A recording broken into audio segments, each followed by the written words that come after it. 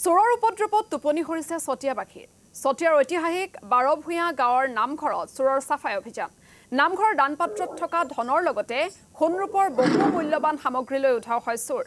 নামঘৰৰ মূল আসনৰ ওপৰত থকা গামোচা চন্দ্ৰচাপু লৈ গল চোৰে সমীপৰ পথাৰত নামঘৰৰ চন্দ্ৰচাপ পাৰি মদ্যপান কৰে চোৰৰ দলটোৱে হেগ্ৰে চোৰক কৰায়ত্ব কৰি উচিত শাস্তি প্ৰদানৰ দাবী জনাইছে অঞ্চলবাসীয়ে আমি পুনৰবাৰ দৰ্শকসকলক জনাইছো চতিয়াত চোৰৰ সাফাই অভিযান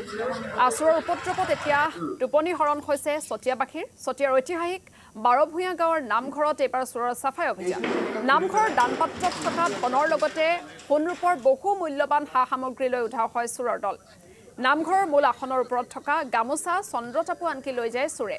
সমীপৰ পথাৰত নামঘৰৰ চন্দ্ৰচাপ পাৰি আনকি মদ্যপান কৰে চোৰৰ দলটোৱে হেগ্ৰে চোৰক কৰায়ত্ব কৰি উচিত শাস্তি প্ৰদানৰ দাবী জনাইছে অঞ্চলবাসীয়ে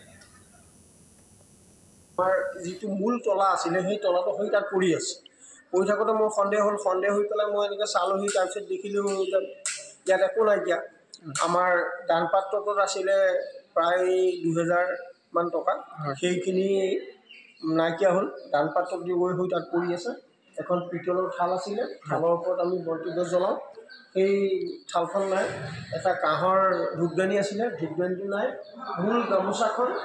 গুৰুৱাখনৰ গামোচাখন নাইকিয়া হ'ল তাৰপিছতে আমি ভিতৰৰ ফালে গৈ চালোঁগৈ ভিতৰত আমাৰ গডৰেজ দুইটা খোলা আছে খোলা থোৱা আমাৰ যিটো এটা লকাৰ আছে সেই লকাৰৰ ওপৰত আমি মানে কাঠৰ বাকচ এটাত ৰূপৰ ফুলি 8 পাহ আৰু সোণৰ ফুল 4 পাহ আছিলে সেইখিনি থলোঁ সেইখিনি চালোঁগৈ সেইখিনি নাই তাৰপিছত নতুনকৈ চন্দ্ৰতাপ এই ভাওনাৰ আগে ভকত বৈষ্ণৱে আমাক আগবঢ়াইছিলে চন্দ্ৰতাপ 4খন সেই 4খন নাই তাল দুযোৰ নাইকিয়া হ'ল গতিকে আমি এতিয়া মনত পৰাৰ ভিতৰত সেইখিনি বস্তুৱেই